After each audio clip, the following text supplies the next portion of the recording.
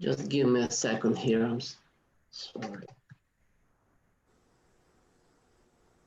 Is anybody else showing up here? No, no. Everybody's in the dark.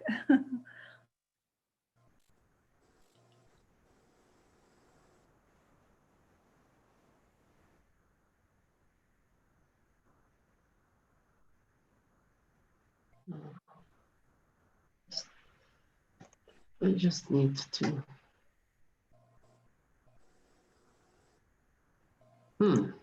What is this?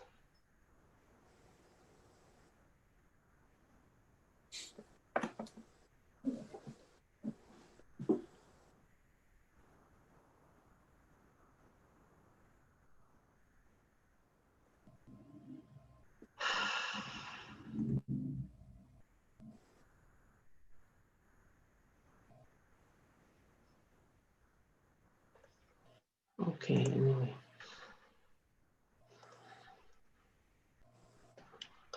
Okay, we are good to start. Here is the presentation. Okay, so we come eventually to the Psalm 103. Again, in most of the Bibles, it's numbered 104. And this is the psalm that is called sometimes the Pearl of the Psalter, because it's like really like a gem. It's very rich in poetic imagery and theological thought. And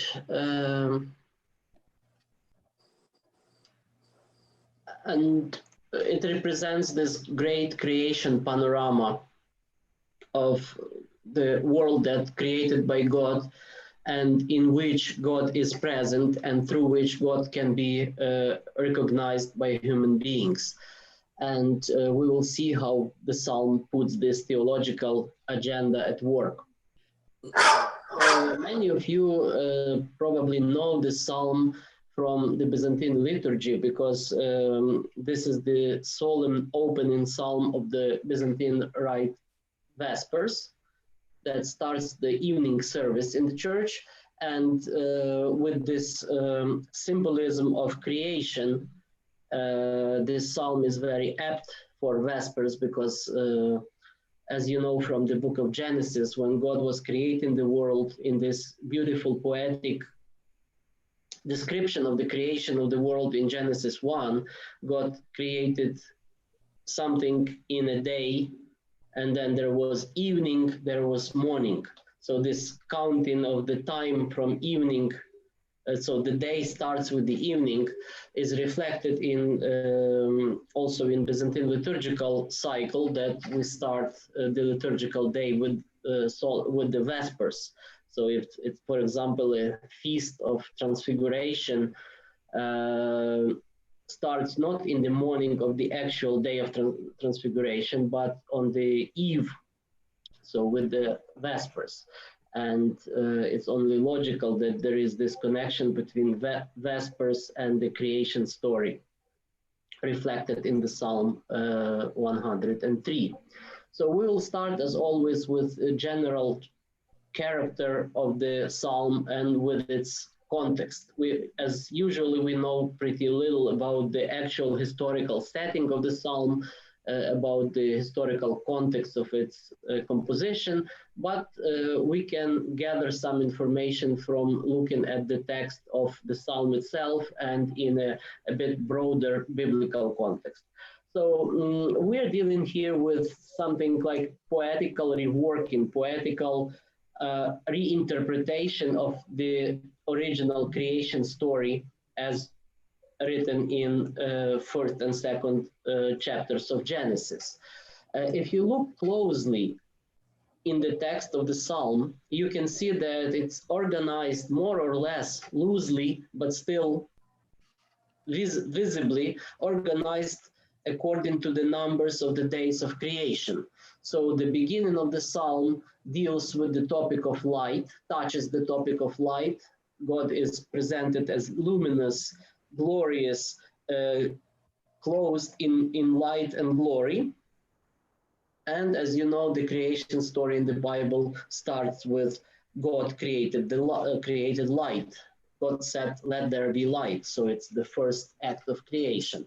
Then it moves on to the topic of the day two, creation of the so-called firmament, so the heavenly vault and the firmament of the sky.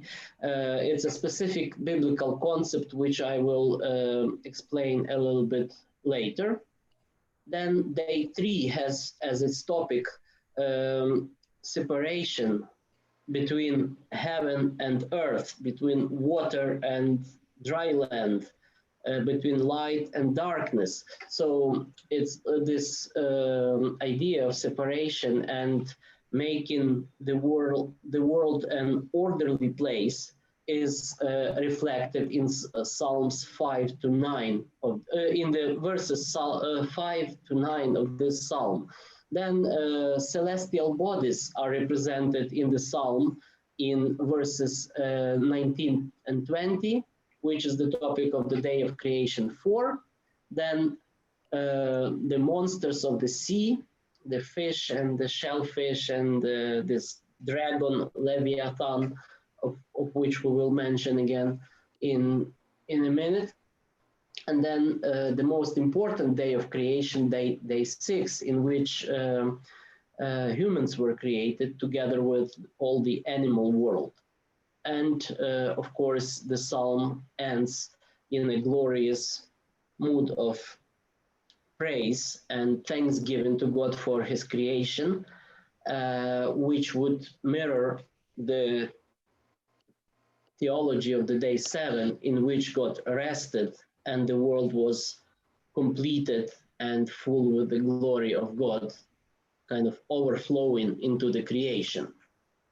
So this is a quite neat structure of the psalm that is clearly modeled after the creation story in the Bible, but there are considerable differences, of course, in the ways in which the Genesis story represents the creation and in which Psalm 103 recounts this creation story.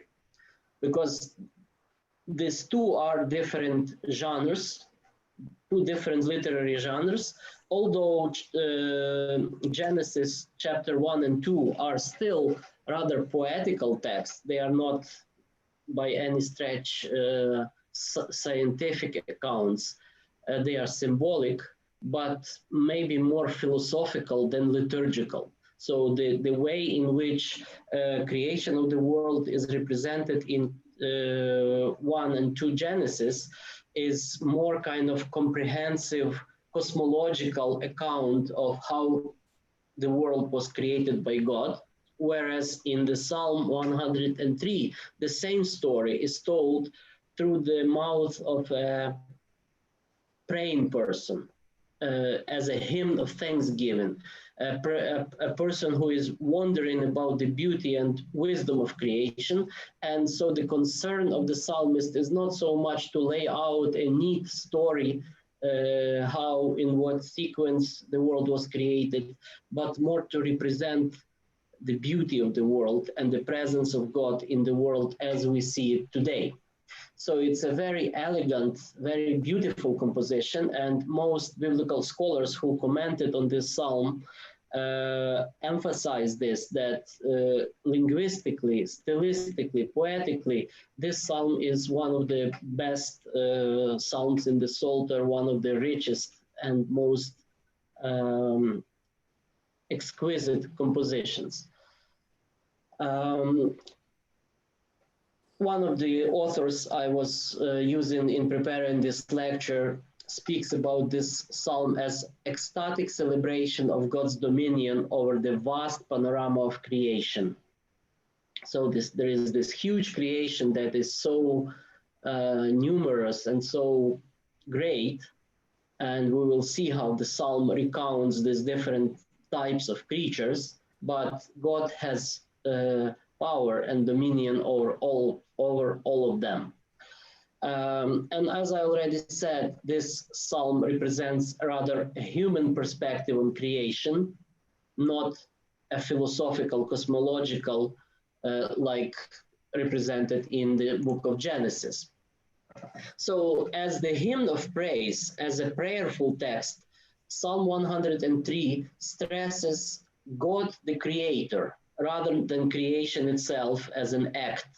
Again, Genesis is more about the process, about the act of creation, about informing us how the world came to exist, whereas this psalm is the song of praise, and the God as the creator of the world is put in the center.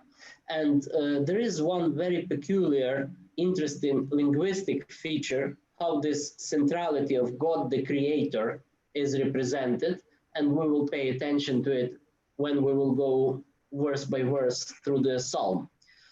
Um, Again, also God is represented as benevolent father.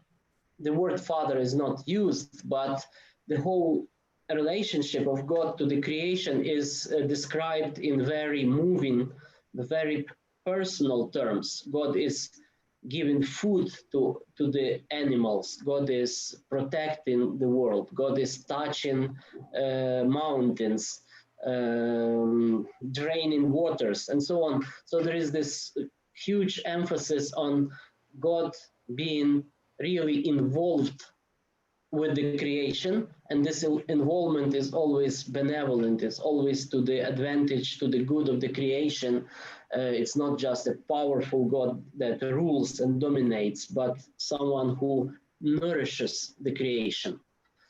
As most of the psalms, this psalm is what we can call theocentric. So God is in the center, and everything that we see around us, all this panorama of the created world, is somehow intimately related to God. So it's not just God in the center as the most important player of this drama of creation, but he is in the center as someone, again, involved as a loving father with the world, not only with the human beings, but with the totality of creation, things living and animated and non-animated.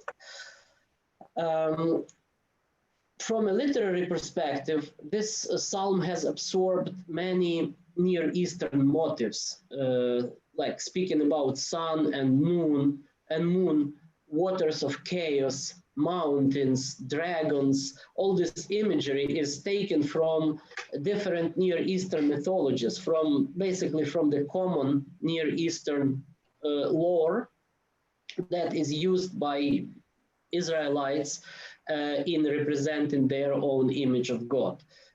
Sometimes if you read through the commentaries on the Psalms, you will see the references to a famous Egyptian hymn that is represented, that is preserved from very ancient times, so-called hymn to the sun from the time of Pharaoh Akhenaton.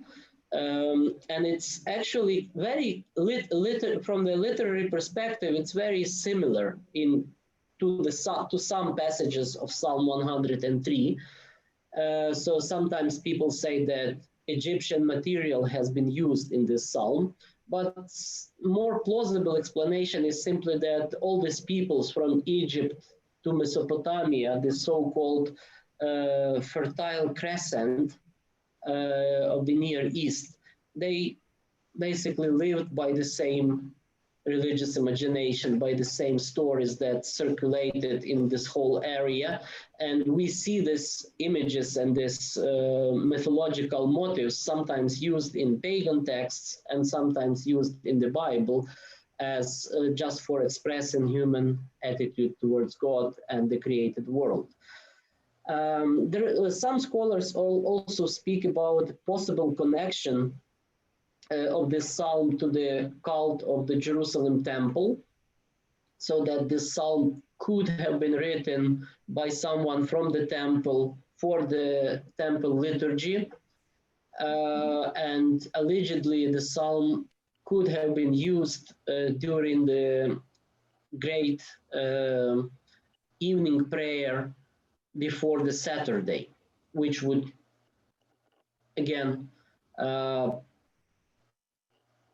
play well with the general and biblical understanding of Saturday as the final day of the rest of God in the creation, so the seventh day, the fulfillment of creation, and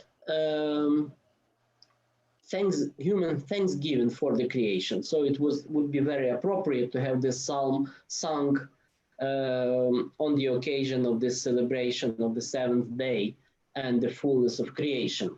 But this is just a hypothesis, a possibility, and certainly theologically, the psalm is connected to Jerusalem, to this idea of the centrality of the temple in Jerusalem, because some biblical scholars find like slight hints to the centrality of the temple in the words of the psalm, where it is spoken about the mountains that are firmly established. And the temple in Jerusalem was put on the top of the Mount Zion, and that could be like the waters streaming from the mountains and nourishing all the land around and the animals. The temple was seen as standing on the mount and nourishing people and the world with the streams of the spiritual waters that rush from it and water the universe. Again, this is just a hypothesis by some scholars, but that could be rather well grounded in biblical theology. We know very little about really historical circumstances of the formation of this psalm. It might have been created in the relatively peaceful and calm period of the Israelite kingdom in the 8th and 7th centuries, the so-called First Temple period. So after Solomon constructed the temple, and after the great kingdom of Solomon was split in two parts, so the Jerusalem kingdom enjoyed still almost 2 centuries period of relative prosperity and well-being, and that might be kind of honeymoon time for the temple worship, during which this many psalms were written, and this psalm may have originated in the same period. If so, the psalm would predate, historically speaking, the actual literary recording of the Genesis 1-2. So if we are saying that there is a close relationship between Psalm and the first 2 chapters of Genesis, that presupposes that a psalmist was actually kind of drawing on the Genesis story in his composition. But the opposite might be actually the case. It might be that the psalm as the text actually was composed before Genesis 1 and 2 was composed in the form as we know it today, which does not mean that this text did not exist in the oral tradition. So if the psalmist was using Genesis, he was probably using it in still kind of fluid form of the oral tradition as it existed for centuries before it was written down after the exile. Now let's look at the text of the psalm itself, at its structure and imagery. The psalm can be divided into 6 parts. First, verses 1-4, just kind of introductory admonition to praise Yahweh, the God that is above the world, that is sitting or living in his heavenly realm. We will see how this is represented in the psalm. And then we kind of go a level down to the world, from the heavenly realm to the created world. And God is represented in the process of creating the cosmos, creating the universe in the battle against chaos. So it's a very common Near Eastern motive that creation of the world is not simply a passive act of God that is like a potter. He takes the clay and makes something out of it. Um, the other image is much more common in the Bible of creation as active taming of the chaos. There is this idea in the Bible that God is creating the world by ordering the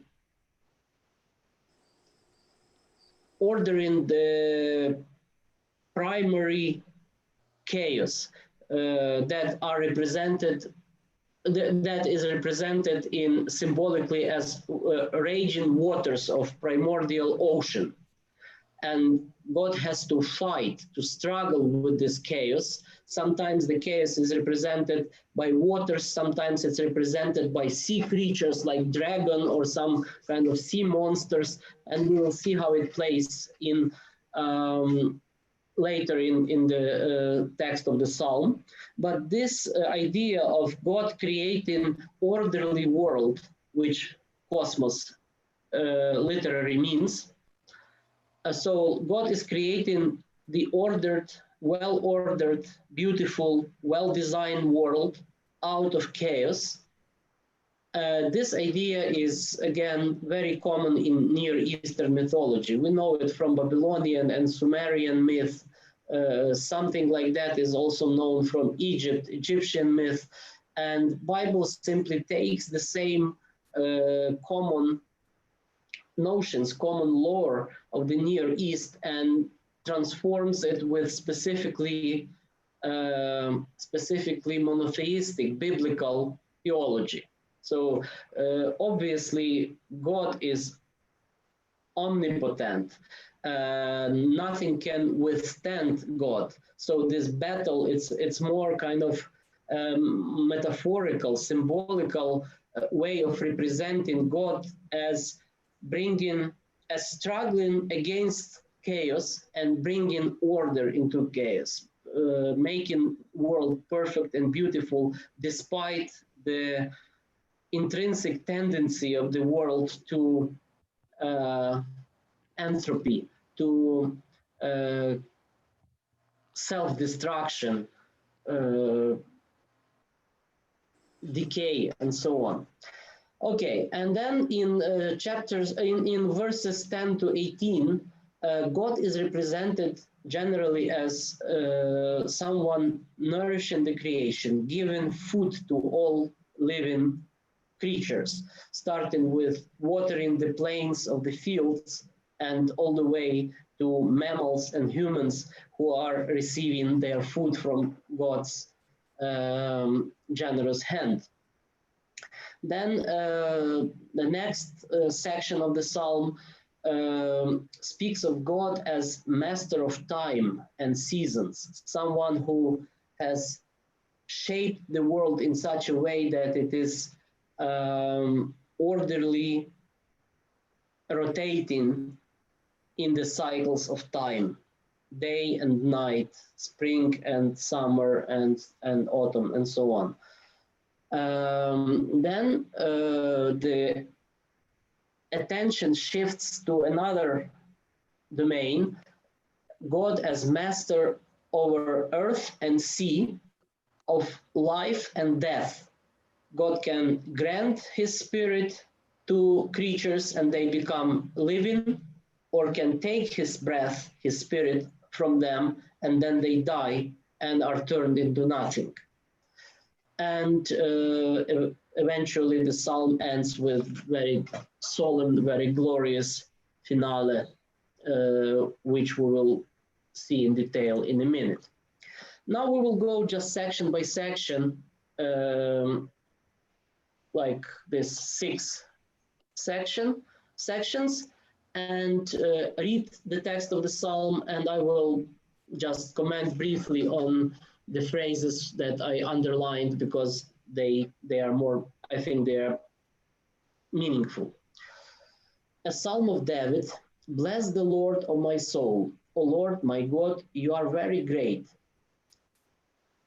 Sorry, I just have to say that I will be skipping this old-fashioned phrases. I will be changing them to modern English because I think I might scramble the text a little bit. O Lord, my God, you are very great. You have clothed yourself with praise and honor.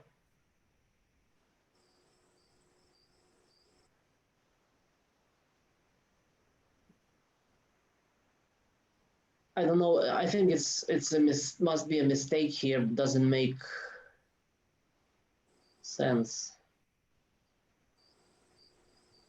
Okay. Who does robe yourself with light as with garment, spreading out the heaven as a curtain? Who covers his chambers with waters, who makes the clouds his chariot, who walks on the wings of the wind, who makes his angels spirits and his ministers a flaming fire.